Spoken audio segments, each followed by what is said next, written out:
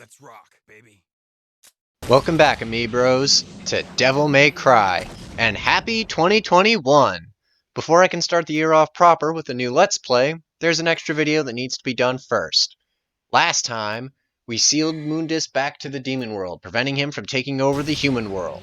This time, I'll be going over all of the extra content after completing the main quest, starting off with the big one, alternate costumes. There are two extra costumes you can obtain by beating the game's higher difficulties. Beating the game on hard mode unlocks the legendary Dark Knight costume, where Dante swaps out his stylish red attire for a more dapper looking outfit based on the early concepts for Tony Redgrave back when the game was still a prototype of RE4.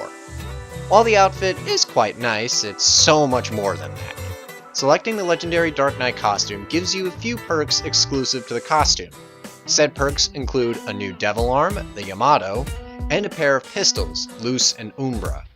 They behave exactly like Salt and Pepper. Yamato, likewise, behaves just like Alistair, having access to the same moves and upgrades as Alistair does. You can DT with Yamato equipped, already having access to 3 DT runes when you start at the game wearing this costume, and while wearing the legendary Dark Knight costume, a new track will play whenever you get into a fight.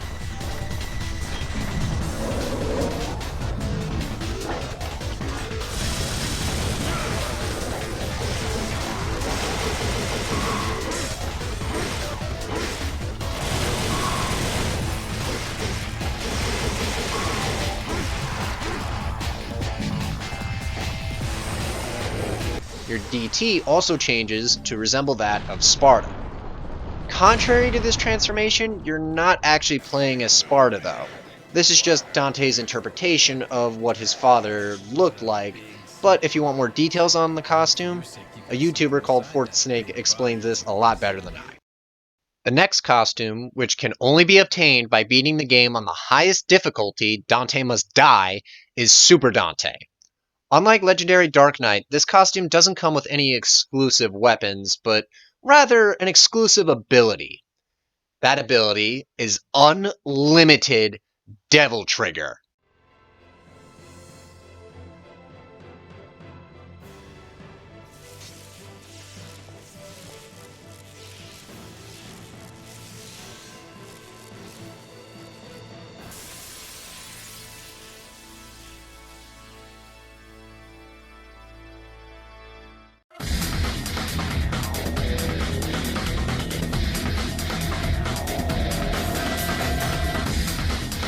By selecting this costume, you never have to worry about health or tough enemies like shadows or nobodies giving you a hard time.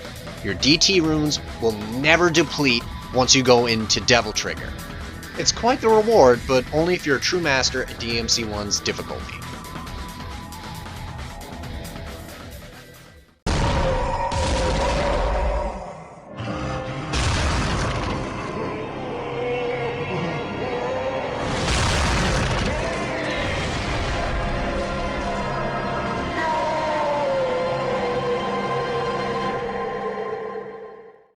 Speaking of difficulty, let's address that elephant in the room.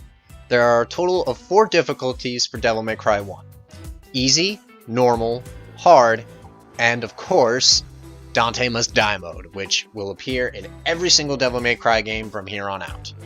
First time playing, you will always start in normal mode, and after beating the game once, a new playthrough will start you off in hard mode automatically.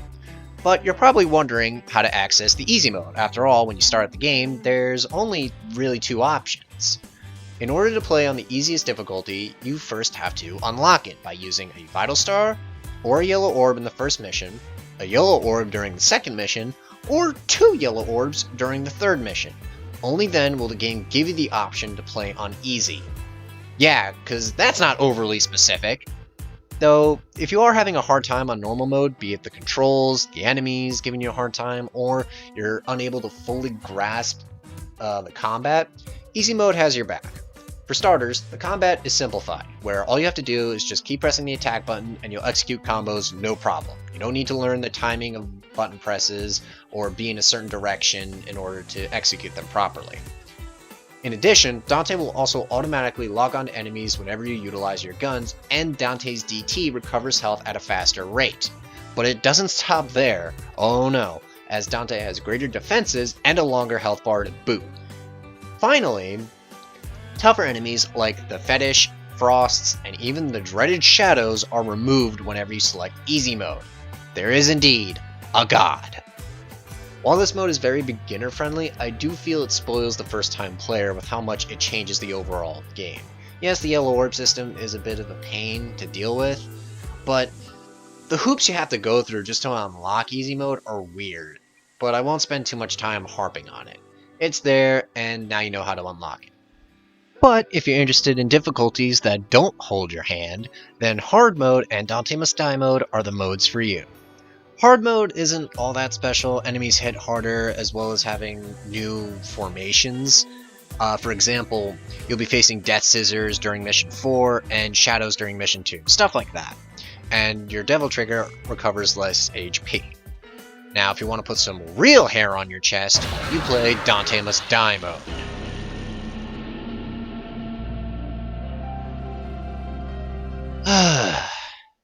This is without a doubt the hardest mode in the game, and it is the one mode I have yet to beat.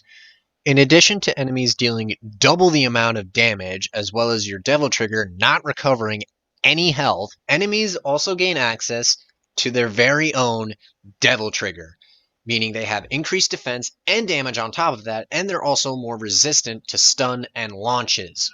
But you're probably wondering, why not just avoid them? It can't be that bad.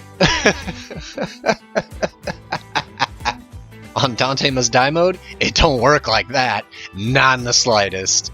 Certain rooms will force you to deal with these enemies that can Devil Trigger, as well as a timer that will count down, and once it reaches 0, all enemies in the room, including the ones that haven't spawned, will automatically enter their Devil Trigger. Now, to be fair, many of the enemy formations in Dante Must Die are the same as the ones you've already faced in hard mode, so at least when you choose this mode, you go in knowing what to expect. Even the bosses, for all their size and strength, don't really have any added attacks or new strategies. They just hurt more and have longer health bars, which in some cases is a challenge in and of itself.